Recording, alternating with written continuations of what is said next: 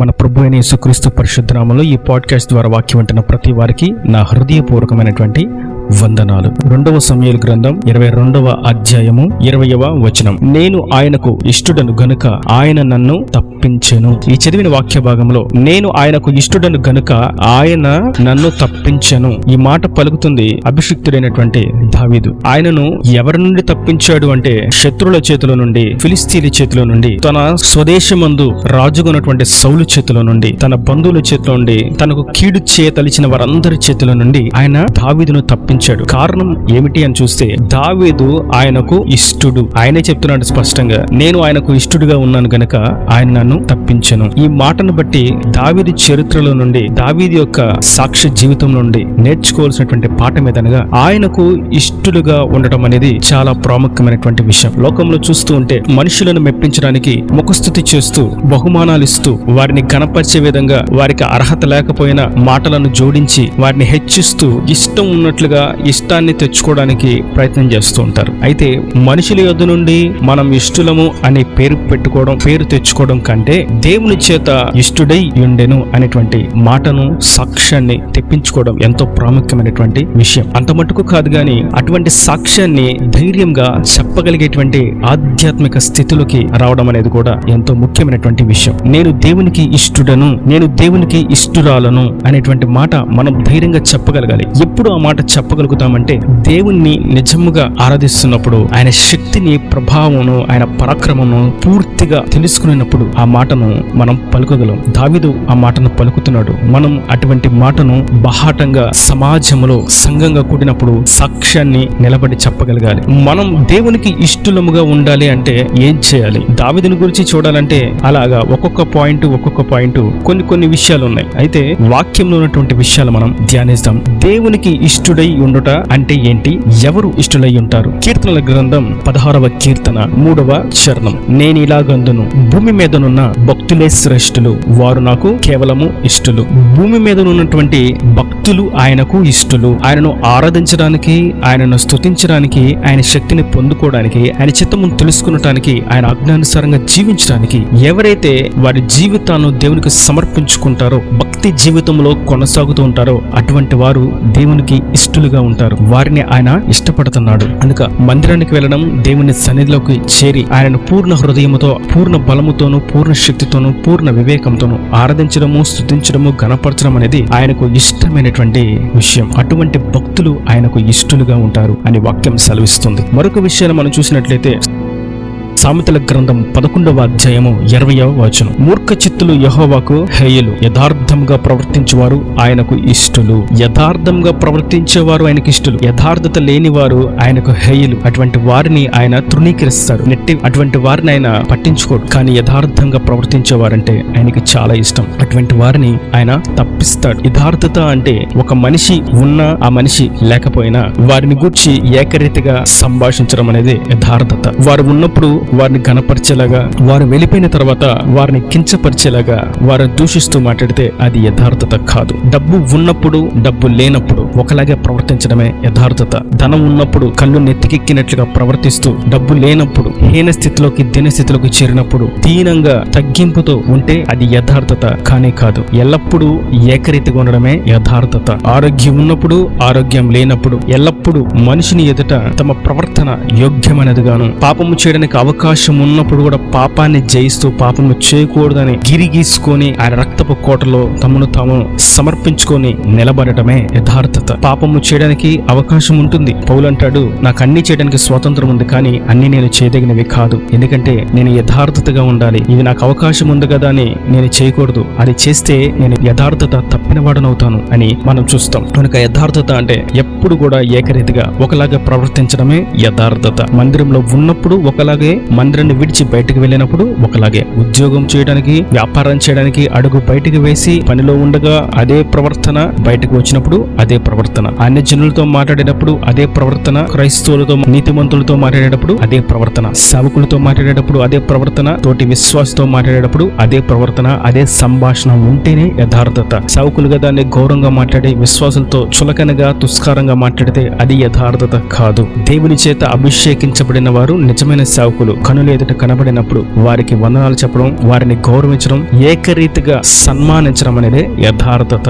మా చర్చికి వెళ్లే వాళ్ళని నేను కనపరుస్తాను, మా పాస్టర్ని నేను కనపరుస్తాను, మా పాస్టర్కి నేను వందనాలు చెప్తాను అంటే అది యథార్థత కాదు. దేవుని దృష్టిలో అది అసహ్యమైనది, హేయమైనది అని ప్రభు సెలవిస్తున్నారు. మరి ఇంకొక విషయాన్ని మనం చూస్తాం. ఇదే సామెతల గ్రంథం 12వ అధ్యాయము 22వ వచనం. అబద్ధమాడు పెదవులు యెహోవాకు హేయములు, సత్యవర్తనులు ఆయనకు ఇష్టలు. వ్యాపారం చేసేటప్పుడు, ఉద్యోగం చేసేటప్పుడు, ఏదైనా పని చేయడానికి ప్రారంభించినప్పుడు ప్రతి క్రియలో, ప్రతి పనిలో కూడా సత్యమును అనుసరించి, నీతిని అనుసరించి ప్రవర్తించేవారు ఆయనకు ఇష్టలు. వ్యాపారం చేస్తున్నాము, లాభాలు దండుకోవడానికి మోసపు క్రియలకు అవకాశం ఇచ్చి అన్యాయము చేత వచ్చినటువంటి వచ్చుబడిని దాచుకోవాలి, కూర్చుకోవాలనేటువంటి ఆలోచన వస్తే అటువంటి వారు ఆయనకు ఇష్టలు కానే కాదు. సత్యవర్తనులు ఆయనకు ఇష్టలు. న్యాయబద్ధమైనటువంటి ధర ఆయనకు ఇష్టమైనది. అందుకే దొంగ త్రాసు ఆయనకు హేయము, సరైన గుండు ఆయనకి ఇష్టము అని చూస్తాం. కనుక సత్యవర్తనులు, సత్యముగా ప్రవర్తించేవారు ఆయనకు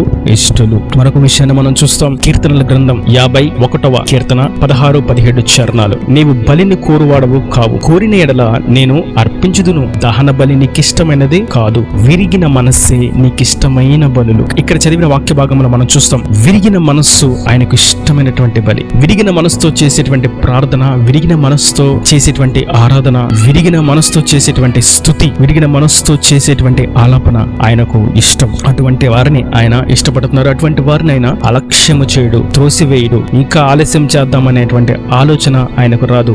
వెంటనే ఆయన సహాయమును అందిస్తాడు. ఎప్పుడు అంటే విరిగిన మనస్సు ఎప్పుడు విరువపడుద్ది అంటే, మనం ఎప్పుడు విరవబడతామంటే, మన మనస్సు ఎప్పుడు విరిచివేయబడుతుంది అంటే, మనము కోరుకున్నది మనకు దొరకనప్పుడు, మనం అడిగినది ఆయన ఇవ్వనప్పుడు, మనము చేయాలనుకున్నది సఫలీకృతం కానప్పుడు, విజయము చూడాలని ఎదురు చూస్తూ అప్పజయాన్ని చూసినప్పుడు మనస్సు విరవబడుతుంది. మన దేహం విరిచినట్లుగా జరుగుతుంది, హృదయం విరవబడినట్లుగా అనిపిస్తుంది. ఇటువంటి సందర్భంలో చేసేటువంటి ప్రార్థన, స్తుతి, ఆరాధన, ఆలాపన, ఆక్రందన, మొర్ర, విజ్ఞాపన దేవునికి ఇష్టమైనది. అటువంటి వారిని ఆయన ఇష్టపడుతున్నాడు. కొన్నిసార్లు దేవుడు మనకు కావలసిన వాటిని, మనం అడిగిన వాటిని ఆయన ఇవ్వడు, దూరం చేస్తాడు.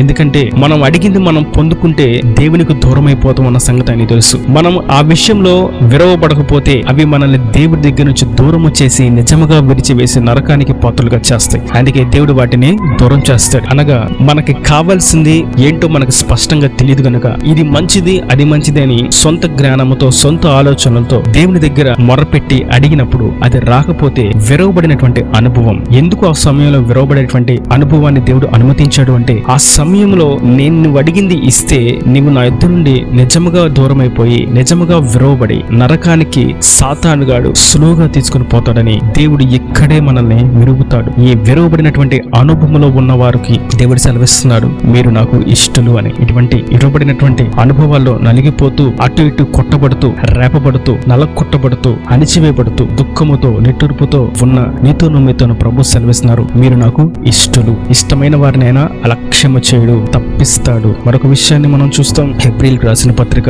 11వ అధ్యాయము 6వ వచనం. విశ్వాసము లేకుండా దేవునికి ఇష్టుడయ్యుండుట అసాధ్యము. దేవుణ్ణి ఆరాధించేవారు, దేవుని కొరకు జీవిస్తున్న వారు, ఆయన రక్తంలో కడగబడి ఆయన సాక్షులుగా నిలబడిన వారు, సంఘములో చేర్చబడిన వారు, ఆయనకు ప్రార్థిస్తున్న వారు, స్తుతులు చేస్తున్న వారు, ప్రతి వారు కూడా గుర్తించవలసినటువంటి విషయం, విశ్వాసం అనేది లేకపోతే ఆయనకు అస్సలు ఇష్టం ఉండదు. ఇంత ప్రయాసపడి వాక్యాన్ని బోధిస్తున్నా, ఇంత ప్రయాసపడి వాక్యం వినడానికి సమయాన్ని వెచ్చించి వాక్యం వింటున్నా, సమయాన్ని వెచ్చించి ప్రయాసతో వాక్యాన్ని మీకు వినిపింపచేస్తున్నా, ఇదంతా దేనితో ముడిపడి ఉన్నది అంటే విశ్వాసం. ఈ వాక్యము ద్వారా మీరు బలపరచబడతారు, ఈ వాక్యాన్ని మీరు ఇతరులతో పంచుకోవడం ద్వారా మీరు ఆశీర్వదించబడతారు అనేది నా విశ్వాసం. ఈ వాక్యము ద్వారా ఆత్మీయతలో పూరుకొల్పబడతారనేది నా విశ్వాసం. ఈ వాక్యం ద్వారా నేను ఉజ్జీవింప చేయబడతాను, నేను దేవుని యొక్క మనస్సును స్పష్టంగా తెలుసుకోగలుగుతాను, దేవుని చిత్తాన్ని తెలుసుకోగలుగుతాను, గ్రహించగలుగుతాను అనేది మీ విశ్వాసం. ఈ వాక్యం ద్వారా నేను ఆశీర్వదించబడతాను, దేవుని దీవెనను మెండుగా పొందుకోగలుగుతాను అనేది మీ విశ్వాసం.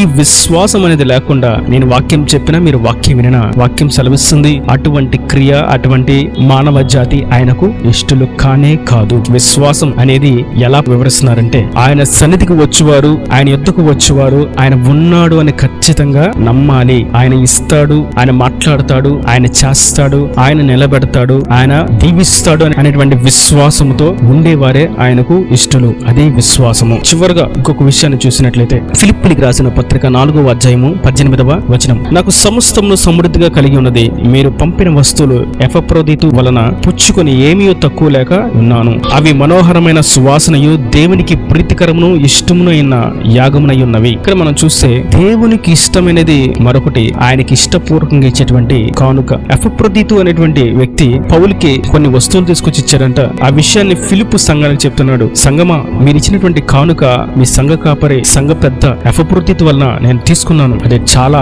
రమ్యముగా ఉన్నాయి, అవి ఎంతో అందంగా ఉన్నాయి, చాలా బాగున్నాయి, అవి నాకు ఎంతో ఉపయోగార్థంగా ఉన్నాయి. ఇది దేవునికి ఇష్టమైనటువంటి యాగము, అది ఆయనకి ఇష్టం, అది దేవునికి ఇష్టమైనది. కనుక సంఘంలో దేవుని కొరకు ఇచ్చేటువంటి ప్రతి కానుక, స్వభావము, గుణము దేవునికి ఇష్టమైనది. కనుక దేవునికి ఇష్టమైన వారంగా ఉంటే ఆయన మనలను తప్పిస్తాడు. దేవునికి ఇష్టమైన వారంగా ఉంటే ఆయన మనల్ని అలక్ష్యము చేయడు. దేవునికి ఇష్టమైన వారంగా ఉంటే ఆయన శత్రు కోరలను విరిచి తీసివేసి మార్గాన్ని సరళం చేసి సమృద్ధిని దయచేసి నిత్యరాజ్యానికి వారసులుగా హక్కుదారులుగా చేసి ఆయన కౌగిల్లో మనల్ని హత్తుకుంటాడు. ఈయన దేవుని మాటల ప్రతి వాని హృదయంలో నీరు కట్టి ఫలింపచేయును గాక. ఆమేన్. God bless you. తలలో ఉంచి కన్నులు మూసేటైతే మీ కొరకు చిన్న ప్రార్థన. ప్రేమ స్వరూపి కర్ణక రక్షణ తండ్రి, నా ప్రభు వాక్యమైన ప్రతి ఒక్క బిడ్డని మీరు దీవించండి, ఆశీర్వదించండి. ప్రభువా, నీకు ఇష్టమైనటువంటి వారుగా ఉండాలని మీరు స్పష్టంగా సెలవిచ్చారు. నేను భయభక్తులు కలిగి ఉండాలని, యథార్థంగా ప్రవర్తించాలని, సత్యమును అనుసరించి వ్యాపారాన్ని చేయాలని, విరిగిన మనస్సుతో నీ సన్నిధికి చేరాలని, విశ్వాసం కలిగి ఉండాలని, సంఘములో సేవకులకు